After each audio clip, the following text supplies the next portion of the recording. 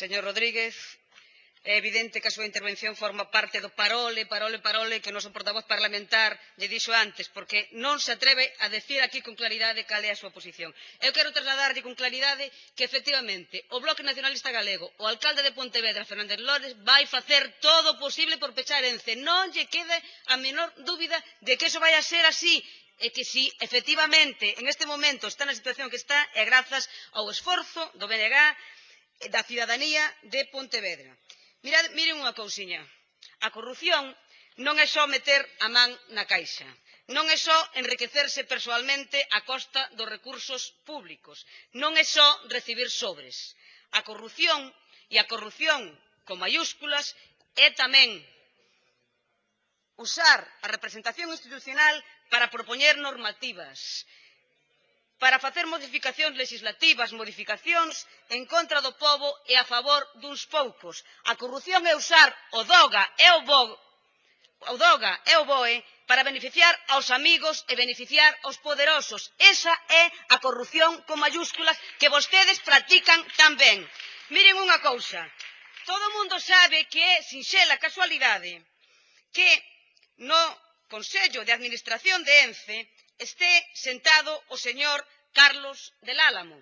Casualidade, conselleiro de Medio Ambiente na Xunta, co señor Fraga, responsable de moitas das actuacións en defensa de Ence, e resulta que está no Consello de Administración. Enséñolle aquí, se quere, o detalle das retribucións que recibeu no ano 2012, 60.000 euros, señor Carlos del Álamo. Son casualidades, igual que é casualidade que na Xunta Xeral de Accionistas que vai celebrar o 22 de marzo, dentro duns días, Ence, se vayan a incorporar como novos conselleiros, por exemplo, a señora Isabel Tocino, tamén casualidade, ministra de Medio Ambiente, tamén con graves implicacións en decisións sobre Ence. É casualidade.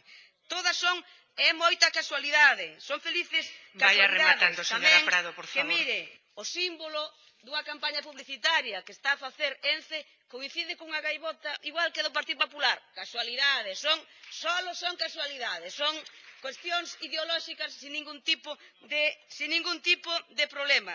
Son casualidades que se estén a usar as portas xiratorias dos Consellos de Administración e de Representación Pública para lexislar en favor dos poderosos. O Partido Popular e a Xunta, evidentemente, tanto no Goberno do Estado como aquí na Xunta, ponse ao servizo da pasteira sin ningún tipo de condicionante. Teñen neste momento 3 accións que están na súa man poñer en marcha. Néganse a facelo. Se vostedes de verdade queren que non se perpetúe Ence na ría, fagan o que di a proposta do Partido Popular. Retiren o recurso, retiren a autorización ambiental integrada. Está na súa man. E fagan valer os votos do Partido Popular no Senado para que non se aprobe a lei de costas tal como está e non quede en mans do Estado perpetuar Ence na ría. Solo para rematar, decir que aceptamos unha transacción da emenda presentada por a Alternativa Galega de Esquerdas no sentido, pois, que de... Moitas gracias, señora Prado, xa rematou. E logo darei conta